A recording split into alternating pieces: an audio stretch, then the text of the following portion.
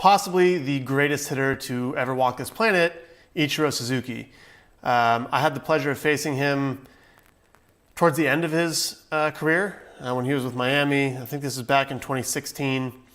Did not get the pleasure of facing him when he was in his prime.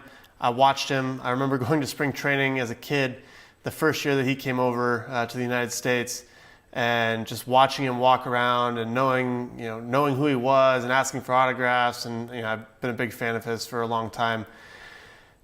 So this one's special for me because it's a player I grew up watching, I grew up knowing, and have a lot of respect for just what he was able to accomplish both in Japan and in the United States. So this is going to be a fun one. Ichiro Suzuki, why he's so good, and breaking down some of the at-bats that I had against him and the attack plan. So let's get into it. First, we got 4 at-bats. We ended up winning this game. I pitched pretty well, but got 4 at-bats against Ichiro, and he definitely got the best of me in basically all of them. So let's play it through.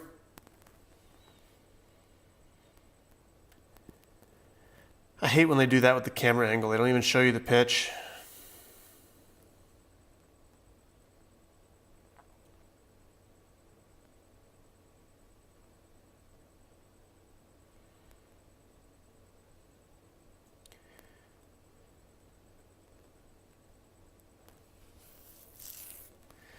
Pretty much the story of these at-bats. Lots of balls in and up.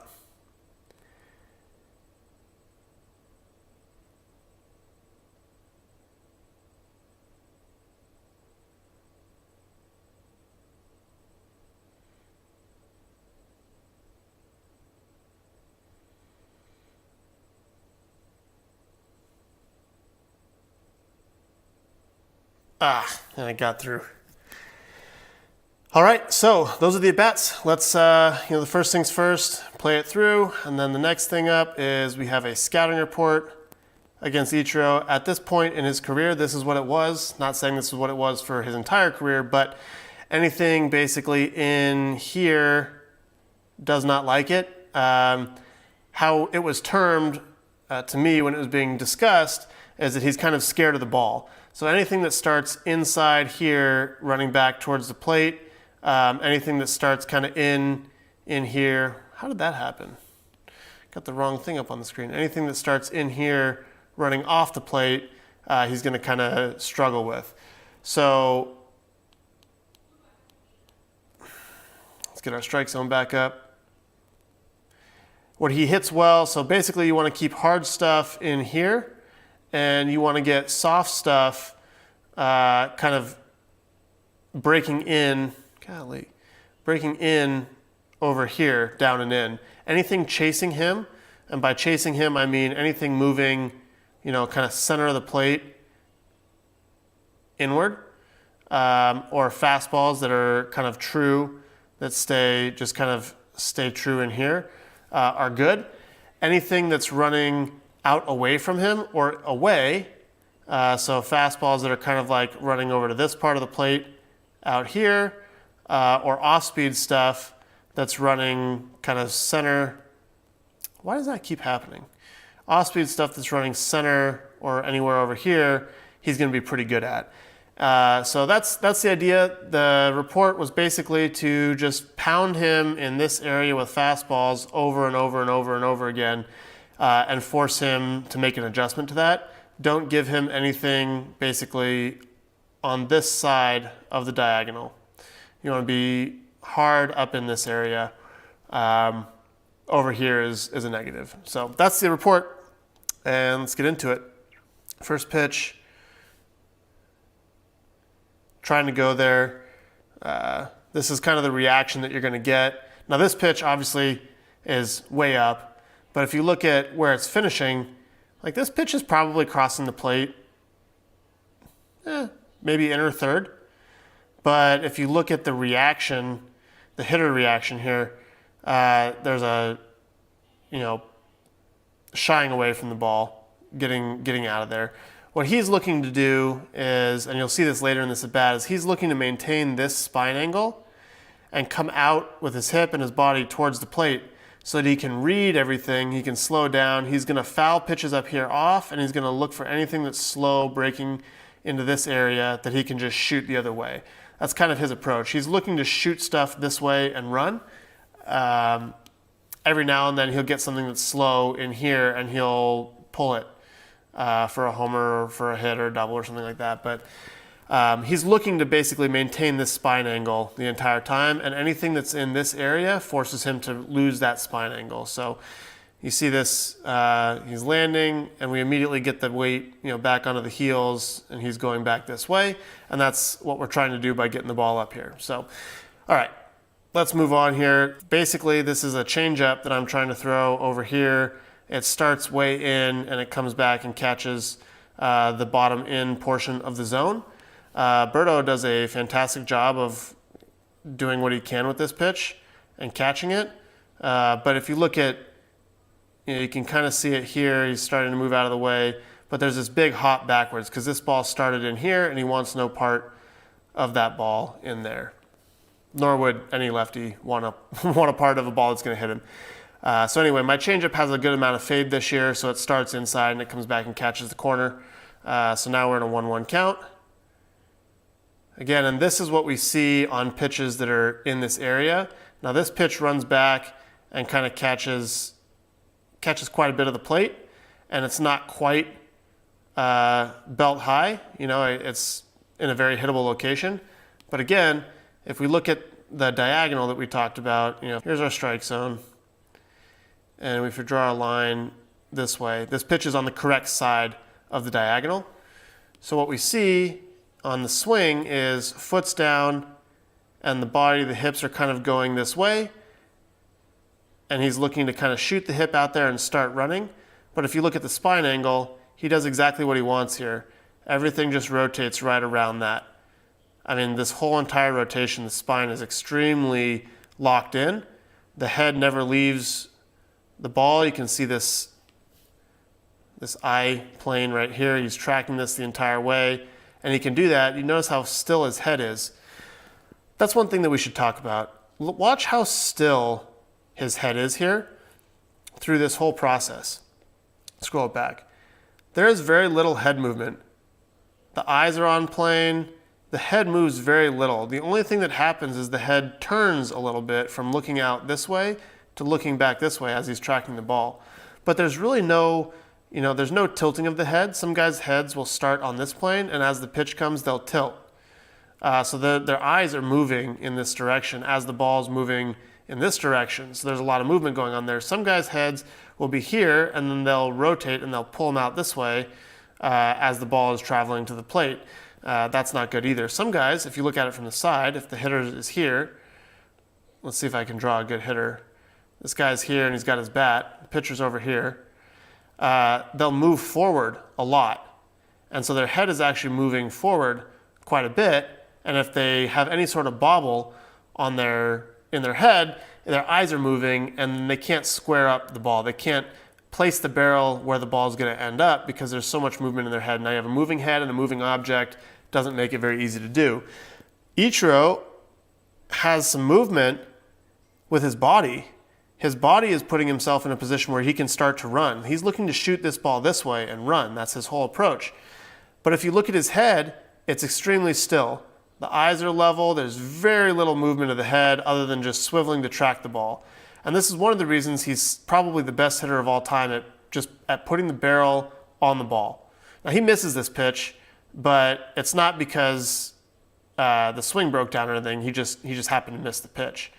But the head positioning, the head movement or lack of head movement is extremely important to watch. And it can get distracting or misleading watching how much motion is in the body right here.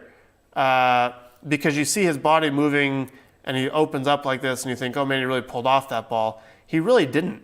The body did, but he stayed on the ball. He shot his hands straight through the ball. You can see this motion with the hands right here. They don't pull off and go this way immediately. There's a frame where they actually roll over in this direction and then he pulls off. So he's staying through this ball right there. The hands roll straight in plane out this way with the ball. And then he pulls off and decelerates everything. But through this plane, the head is still and the hands are shooting straight back up the middle. Really impressive stuff. All right, let's go on. 1-2, and this is exactly what he's looking to do. If you look at Berto, he's in position right here to basically drop to his knees and block this. We're trying to bounce this ball right here. I hang it, and exactly what Ichiro is looking to do. If you look here, foot is down, sinks into his legs, buys himself some time, sinks into his legs a little bit more. He's just waiting. Head is on the ball. He just watches it the entire time and just puts a barrel on it.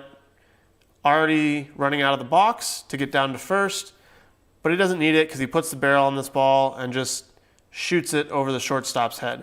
Now, if you look, a lot of people say Ichiro pulled off the ball because the body is going that way. But look at his hands.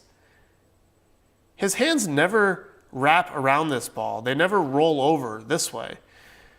They shoot straight back through the plane of the ball. Right there. He's carrying his hands straight back to the plate.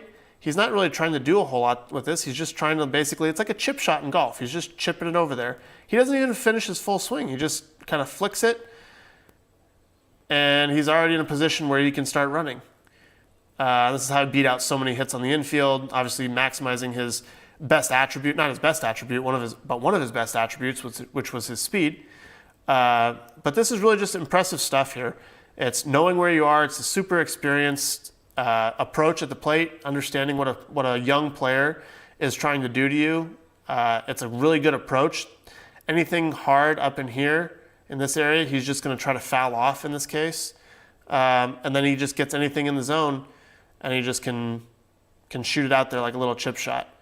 And he just does this over and over and over. That's why he has 10,000 career hits. I know that's not the actual number, but it sure seems like it. Anyway, next at bat. Again, we try to go up. The way of it, trying to go up in here. A young me doesn't understand that first pitch, like I need to be in this zone and get ahead, because he's not going to swing at anything on these borderline portions of the plate, because he understands that they're going to be called balls the vast majority of the time, and he's not going to do anything with it anyway. He's going to try to get out of the way of that. So I need to aim, or I need to set my sights more on the middle part of the plate above this diagonal. But a young me is saying I need to pick off this up and in corner, and I miss and get myself behind. So just a little note about understanding who's at the plate and what their approach is. So here we are, we're 1-0. Down in, it's running back towards the plate a little bit, and he's kind of, the knees are moving out of the way and wants no part of that ball in, because that's not his approach. He's looking for something on this outer half of the plate to shoot this way. Okay. Ball 2. And here we are with a changeup that's supposed to be down. Again, going on the scouting report, this is not the best place for a changeup because this runs right into his approach. Obviously, this ball up here is not the right spot, or that spot for a changeup is not the right one. But just breaking down his swing mechanics here, foot's down, hip goes because he sees this ball starting in, but it starts on the plate enough that he's going to trigger on it. And he just puts the barrel right on it, stays through it. And yes, the body is moving towards first base by design, but the hands are still coming through it, and he hits an absolute missile. And Carlos Santana at first base makes an unbelievable play, full extension right there, comes down with it. Fantastic play by Carlos. Much appreciated, my friend. All right, ball up and in, constantly behind, ball up and in, wants no part of it. Ball, and then I get a pitch here. Probably a strike, borderline for sure. Surprised that I got it 3-0. And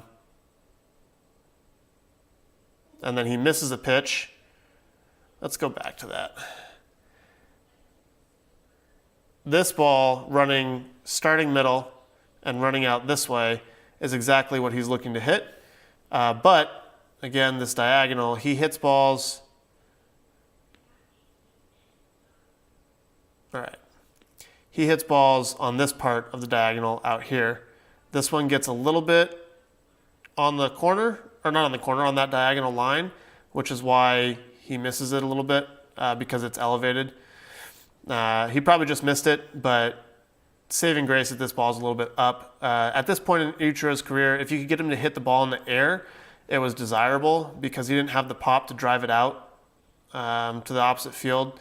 And anything in the air doesn't allow him to use his speed nearly as much as a ball on the ground does. So now we're at 3-2, and we try to hit that inside corner and miss. Try to bring a two-seam back here. And it comes back a little bit, but doesn't get quite all the way back, understanding that he's going to do this on inside pitches. So I think I had him on a hip shot if I execute it, and I just missed it. So ends up with a walk. And then here we go. That ball's inside, missed by a lot. Story of my night, just constantly behind to him, at least to Ichiro. I had a decent night this night, but constantly behind to Ichiro. This is a cutter, and this one is supposed to be in this area. And this is a dangerous pitch. This is the one that he hits. It's a good pitch to throw to him if you get it off the plate in.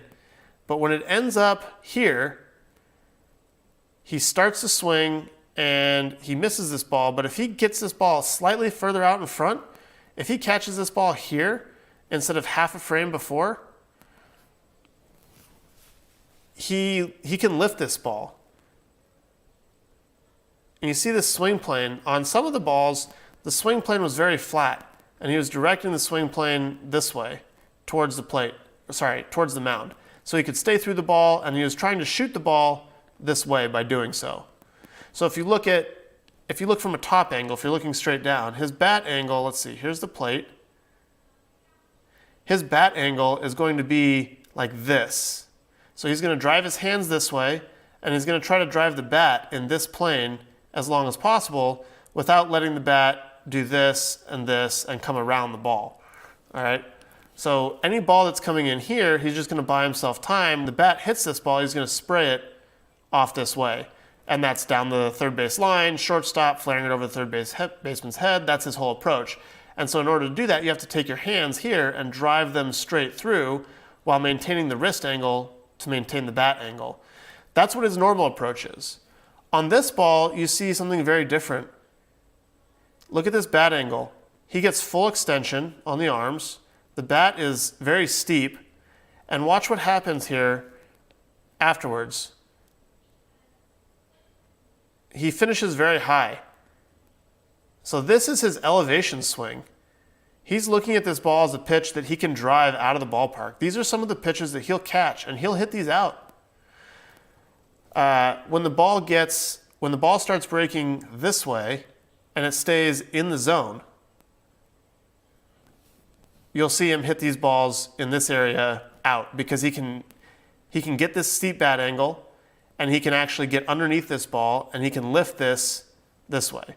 When it gets inside the zone, when it gets into this area, it starts chasing him. So halfway through the swing, he realizes, and he shoots his knees out here, and he takes some really bad swings because he realizes this ball is going to be off the plate in, and it's kind of chasing his body, and he gets out of the way of it. So dangerous pitch, important to get it here. I leave it here in the zone, and I dodge a bullet because he's right on this ball. He's maybe a little bit late, but if he catches this ball in this position, it's probably a homer. So anyway, moving on. We get to 1-1. And this is the hip shot that I was talking about in the prior at bat, in the 3-2 count. If I execute this pitch, this comes back, probably catches the inner third by the time it's crossing the plate, probably somewhere around in these two frames. But watch the body language. This ball starts in, his foot gets down, and then the hips go, and he's getting out of the way of this because he recognizes it as a ball, and this runs back over the inside part of the plate. But I kind of wasted the freeze effect of it before 2 strikes. And now the next pitch we go into this good location, and this is exactly what happened. Here's our diagonal. This is the spot I was trying to hit basically all night. Get our strike zone up here. And if we look at where this ball actually ends up, it's right on the corner, right where I want it. And this is kind of what happens to him. When he catches this ball this breaks his bat. He catches this ball right on the handle, and it almost looks like it kind of double taps off his bat. It has this weird spin on it. It was hit very slowly. I react to it, and I try to get up there and catch it. It nicks off my glove, deflects a little bit, ends up being a hit up the middle. Even if Jason, I think this is Jason, right? Yeah, even if Jason catches this ball, he's got no chance at throwing Ichiro out. He's too fast. Jason's moving way too fast this way. By the time he's able to stop himself or jump and throw, Ichiro's going to be safe.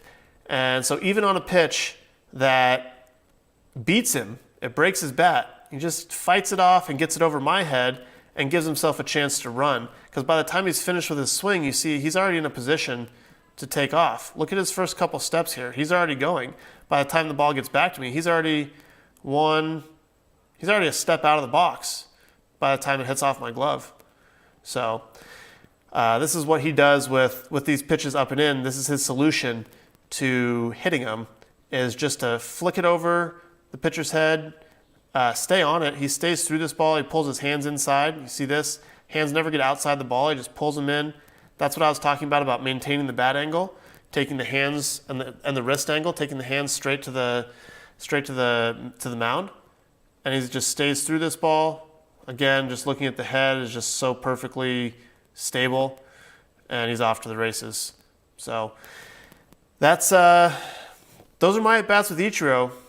Man, pretty crazy looking at that, and looking back at probably, in my opinion, probably the best hitter to have ever lived. At least the barrel to ball abilities. Super impressive stuff from Ichiro. Man, it's such an honor to face him. I'm glad I got to face him before his career was over. It's something I'll look back on and enjoy watching as my life goes along, and just looking back on greatness. I'm a huge fan of greatness. I'm a huge fan of watching people that are just so elite at something. It's a pleasure to watch them do what they do.